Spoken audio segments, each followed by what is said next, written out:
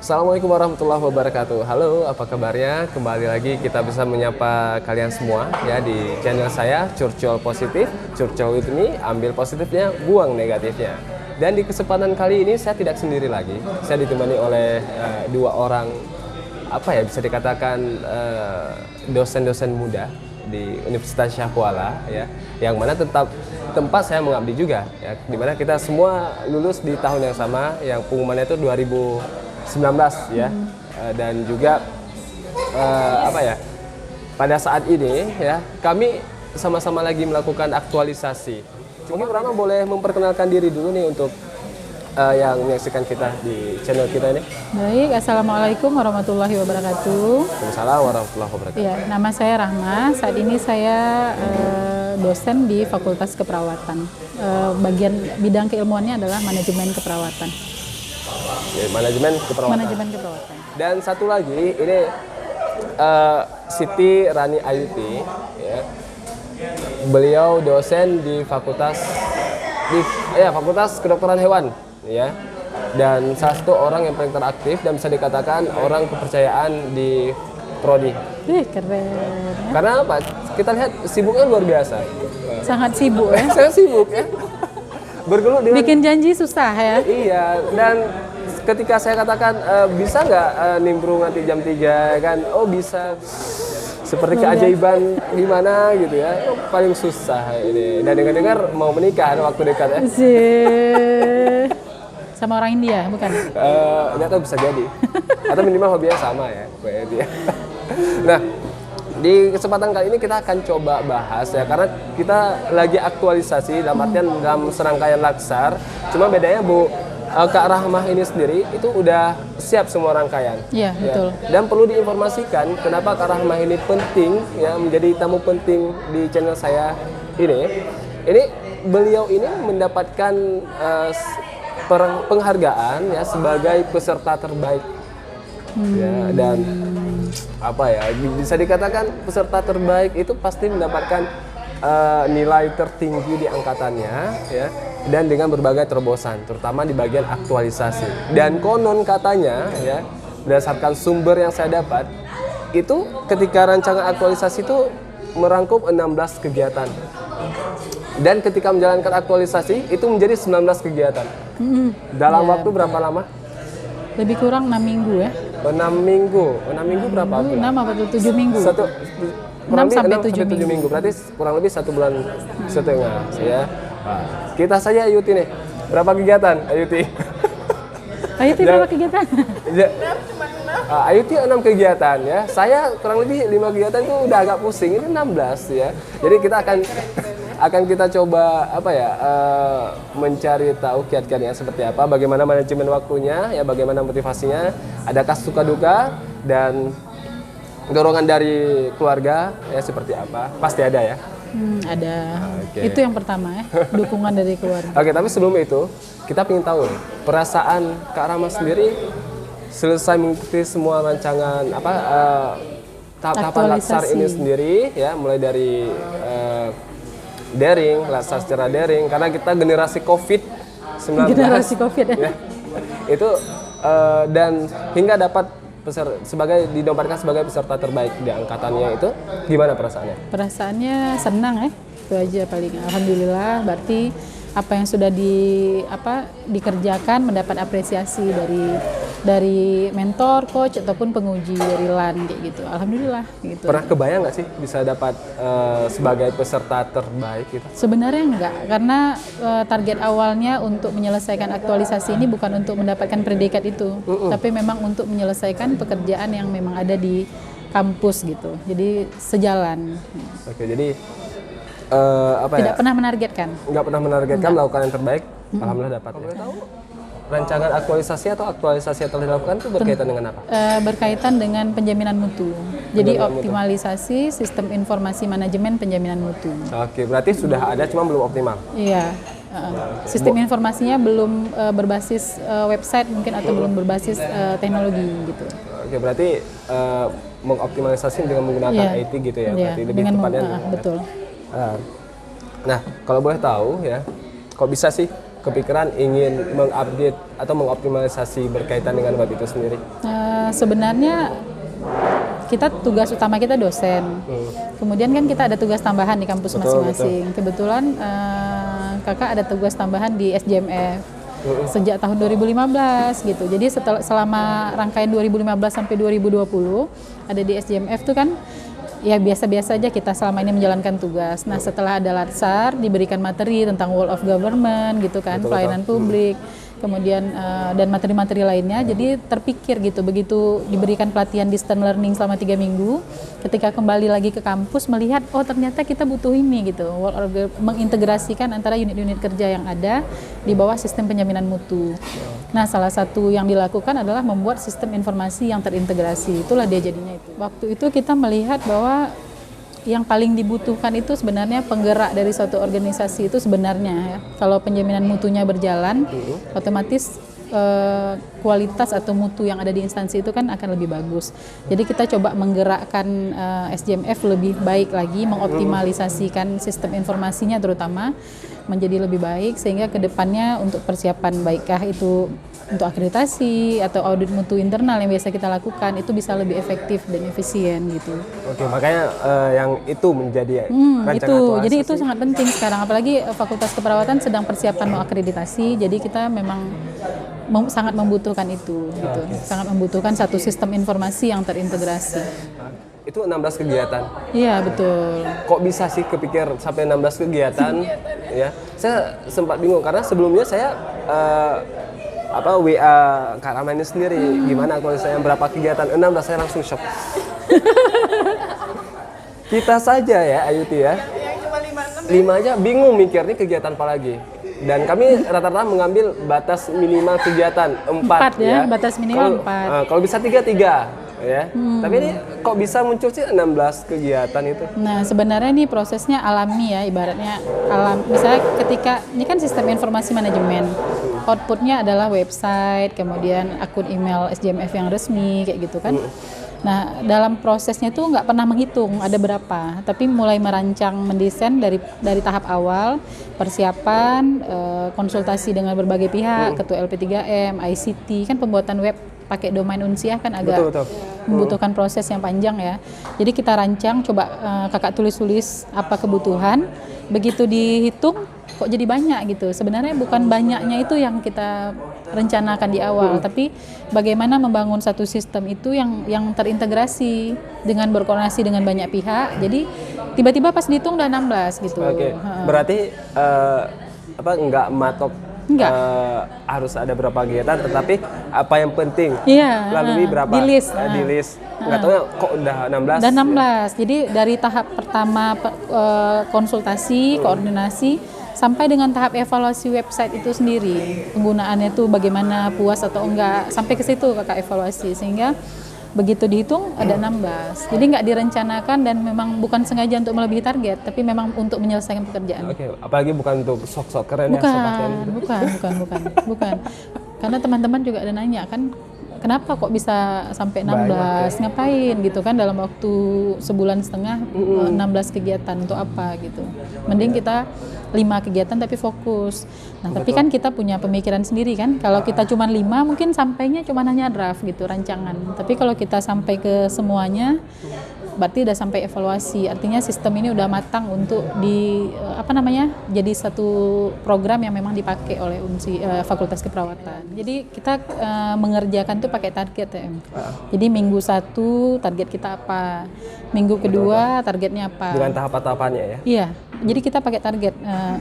Kakak pakai target, jadi misalnya kalau yang udah siap langsung di checklist, habis itu hari Jumat tuh udah merencanakan di Seninnya kita mau ngapain.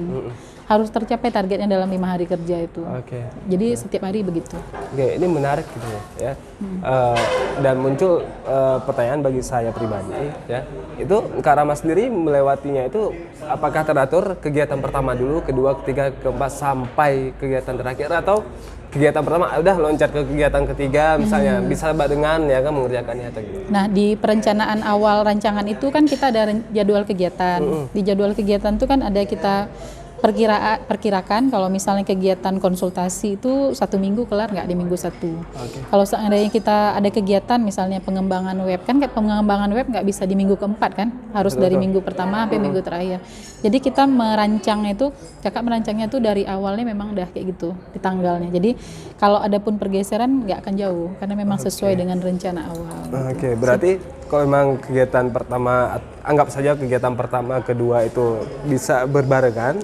Iya, berbarengan. Ya. Tapi sesuai rancangan, sesuai rencana yang sudah direncanakan seperti itu. Jadi kita dari awal udah tahu ini kegiatan nomor 1 sama nomor 5 ini bisa disamakan. Nah, jadi buat di jadwal kegiatan itu sama di minggu keberapa gitu. Oke. Nah, itu 16 kegiatan tuh murni dari Kak Rahma atau bisikan dari mentor? Murni. Dan posisi mentor di sini sebagai apa nih? Posisi mentor sebagai yang membimbing, mengarahkan juga. Beliau kan pertamanya awalnya buatnya nggak mengeluarkan 16 kegiatan itu, tapi mengelompokkan. Oh, ini masuk ke dalam tahap persiapan, ini masuk dalam tahap pelaksanaan, ini masuk dalam tahap evaluasi gitu awalnya. Kemudian atas saran mentor sebaiknya di list aja satu-satu, karena kan kalau di list langsung nampak tahap-tahapan langkah 1, langkah 2, langkah 3 apa. Kalau kita bilang tahap persiapan apa-apa aja kan orang nggak tahu gitu kan. Akhirnya kayak gitu. Jadi mentor dan coach ini perannya sangat besar dalam membimbing kemudian juga mengarahkan. Dan katanya nambah 3 kegiatan lagi nih di perjalanan. Iya, betul. Berarti dari 16 jadi 19. Kok bisa loh ya? Saya aja nih nanti ketika menjalani kegiatan nih jangan nambah-nambah lah. Waktu nggak nambah ya kan? Masa kegiatan nambah? Jadi kebetulan waktu kegiatannya udah berjalan, websitenya kan udah ada nih. Udah ada website SJMF, kemudian kan ada evaluasi tuh, evaluasi perkuliahan, evaluasi ini, evaluasi itu. Ternyata udah mulai banyak nih evaluasi yang bisa kita lakukan, evaluasi perkuliahan daring, kemudian evaluasi kepuasan mitra kerjasama, dan misalnya evaluasi perkuliahan di program studi profesi nurse juga. Jadi bertambah-tambah terus kegiatan, baru ada sebentar dalam waktu 6 minggu, ternyata langsung bisa difungsikan. Dan teman-teman yang latsar juga bisa mempergunakan itu untuk aktualisasi mereka. Jadi sangat senang karena memang bisa bermanfaat. Merasa ini nggak puas dalam artian apa yang telah saya rancangkan sesuai dengan harapan saya dan sesuai dengan harapan dari fakultas sendiri? Iya, ada rasa puas ya. Maksudnya ini adalah aktualisasi diri yang paling tinggi lah, misalnya selama bekerja, karena bisa membuat satu rancangan yang terintegrasi, yang diketahui oleh kampus, diketahui juga oleh pihak universitas, dalam hal ini konsultasinya ke pihak LP3M, ketua LP3M. Jadi semua kegiatan itu bukan kita buat sendiri, tapi melibatkan semua lini yang ada. Jadi sangat puas karena sangat ada dukungan juga dan bermanfaat juga, bisa langsung dipergunakan. Oke, ini Kak Rahma ini sepertinya menjadi kandidat kepala LP3M Unsyah nih ya.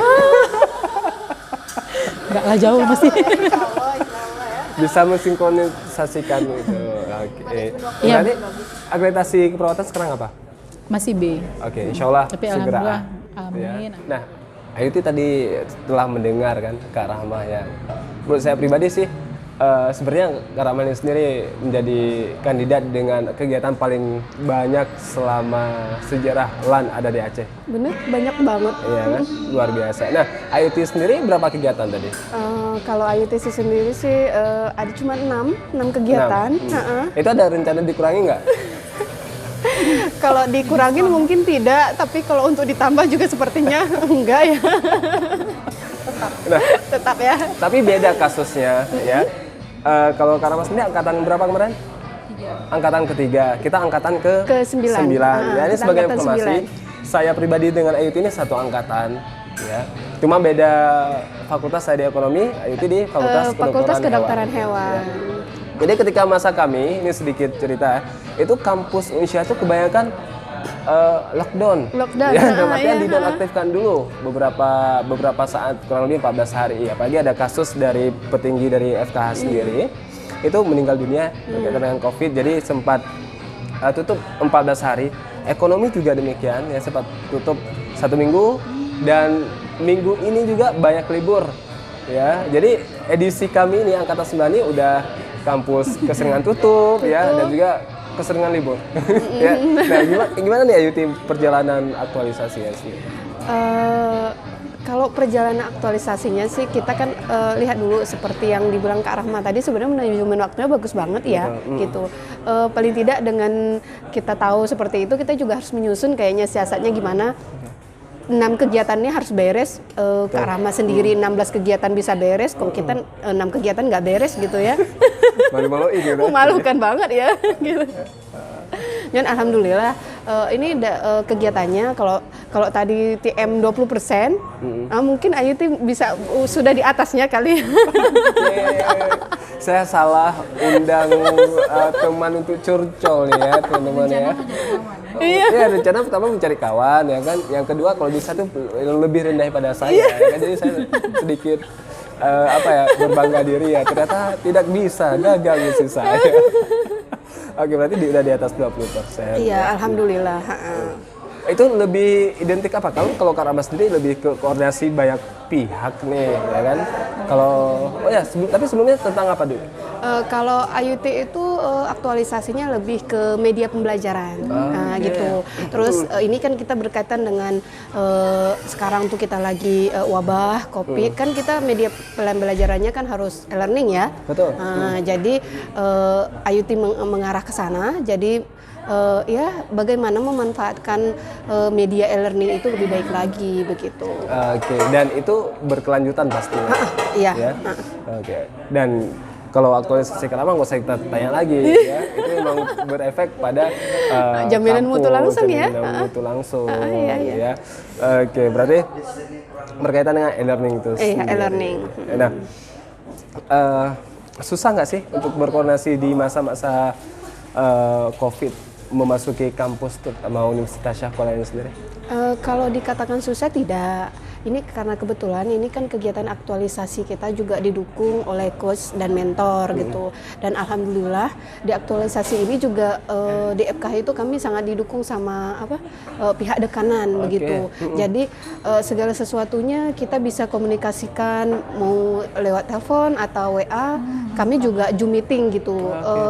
Kalau komunikasikan dan dukungan itu kita tidak sulit. Cuman mungkin sulitnya karena beberapa kegiatannya di lapangan, maksudnya di lapangan tuh di kampus, terus kampusnya lockdown, itu yang mungkin kendala ya kan. Gitu. Berarti dalam kategori koordinasi walaupun masa COVID udah memasuki kampus seperti saat ini, itu tidak ada kendala ya? Itu bukan kendala. Kita doakan jaringan internet tetap lancar ya.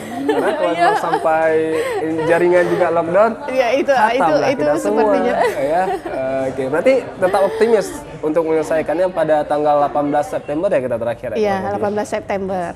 Oke, 18 September ya. Boleh berbagi ini nggak cara memanajemen waktu sendiri dari Kak Rahma? Karena Kak Rahma udah berkeluarga, udah memiliki anak, ya, dan anak-anak juga kuliah. Lagi nggak sekolah, nggak sekolah, tetapi sekolah daring juga kan? Daring. Ini gimana nih coba sebagai seorang ibu rumah tangga, sebagai seorang istri, sebagai seorang abdi negara, ya, memiliki kegiatan aktualisasi 19 kegiatan, itu seperti apa manajemen waktunya? Sebenarnya yang pertama itu sebelum manajemen waktu nih komitmen dulu. Begitu ada pengumuman latsar, terus kita kan di keluarga diskusi dulu nih gimana cara pengaturannya agar dalam pelaksanaannya itu nggak ada kendala atau hambatan. Jadi sepakat waktu itu bukan cuma di aktualisasi ya, mungkin dari awal distance learning. Kakak distance learningnya di kampus, jadi nggak pernah di rumah. Jadi kalau mungkin orang 6:30 baru siap mandi, mungkin siap-siap atau mau mau Zoom di jam 8. Kakak jam 6:30 udah di kampus. Udah sampai di kampus. Berarti udah siap-siap dari sebelum-sebelumnya. Jam 7:30 di kampus. Saya jam 7:30 masih di kasur. Karena juga di rumah. Ya, maksudnya segitulah, maksudnya mempersiapkan semuanya karena kita ada anak, terus juga ada kegiatan juga di rumah yang harus kita selesaikan. Jadi komitmen dulu seperti itu, dapat dukungan dari keluarga dulu yang terpenting. Kalau nggak ada dukungan keluarga kan nggak bisa juga kita nyelesain semua itu. Nah setelah itu selama distance learning di kampus. Nah selama distance learning kan kita ada tugas-tugas harian kan. Itu diusahakan setiap tugas itu tidak pernah dibawa pulang ke rumah. Jadi begitu selesai, selesaikan terus di kampus resume segala macam LJ itu. di submit terus baru pulang. Jadi pulang tuh khusus istirahat lagi sama waktu untuk keluarga. Dari distance learningnya kayak gitu. Sehingga pada saat aktualisasi karena udah terpola gitu semenjak distance learning ya pagi juga selama aktualisasi seperti itu. Nah karena kondisinya sekarang lagi COVID, sebelum datang ke kampus ya komunikasi dulu dengan pimpinan. Betul. Boleh jumpa atau boleh konsultasi by WA atau boleh by Zoom aja atau bagaimana. Jadi itu semuanya intinya komunikasi, koordinasi sama disiplin. Oke. Disiplin waktu tuh paling penting. Ya. Berarti memilih kampus sebagai rumah kedua. Rumah kedua selama Latsar. Selama Latsar ini sendiri, itu tujuannya untuk apa? Biar nggak diganggu sama anak. Biar lebih fokus. Biar lebih fokus untuk distance learning. Itu biar lebih fokus. Okay. Karena kalau di rumah tahu sendiri kan kayak mana.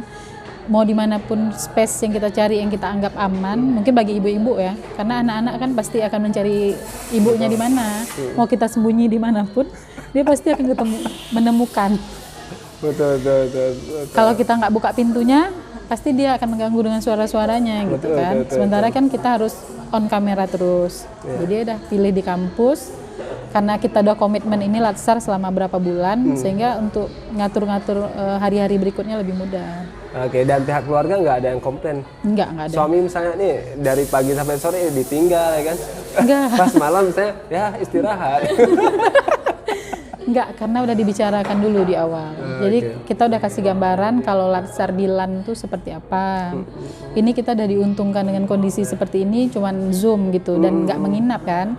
Jadi udah banyak sekali kemudahan-kemudahan mungkin yang Allah berikan di balik adanya pandemi COVID ini yang harus kita syukuri. Kemudian kita juga manfaatkan juga untuk menjalani semua. Jadi nggak ada ngeluh-ngeluh situ. Semuanya harus dijalani dengan dengan ikhlas. Kemudian yang penting yang pertama kalau sebelum manajemen waktu komitmen dulu sama keluarga. Inilah butuh pendamping hidup yang pengertian. Iya, itu paling perlu tuh selama Latsar. Karena bukan 3 minggu tuh bukan berakhir ya, masih ada kegiatan aktualisasi yang harus dikerjakan. Kalau 16 atau 19 tuh bisa dikatakan hampir setiap hari atau 2 hari sekali tuh ke kampus untuk menyelesaikan. Walaupun kadang kalau kakak lebih butuh waktu untuk sendiri gitu kalau mengerjakan segala sesuatu, bukan berarti di rumah nggak bisa ya, bisa juga, cuman biar lebih fokus dalam waktu 2 jam apa 3 jam kerjaan selesai, lebih milih di kampus, tapi tetap memperhatikan protokol kesehatan. Betul ya, mantap jiwa ya kan. Nah, karena salah satu hal yang paling menjadi cobaan atau godaan terbesar kalau nginap di LAN itu sendiri, itu rindu keluarga. Iya. Ya. Bukan rindu aja, mungkin kalau laki-laki rindu kali ya. Kalau ibu-ibu kan kepikiran, misalnya anak-anak gimana. Rindu kepikiran lagi ya? Iya, anak-anak gimana di rumah, makannya gimana. Diapain nggak sama ayahnya? Kalau ayahnya yang jaga tahu sendiri kan kayak mana. Kalau laki-laki jaga dengan perempuan yang menjaga kan beda ya. Beda cara. Ini anak kok diam gitu kan?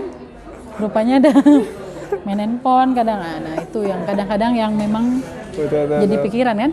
Tapi kalau udah kalau seharian kita distance learning by Zoom di kantor, nanti malam ketemu lagi kan masih bisa lah interaksi tiap hari. Oke, yang jelas kalau memang udah dibicarakan di awal, insya Allah semuanya lancar. Iya. Kalau hambatan sendiri gimana? Hambatan selama ini kayaknya nggak ada.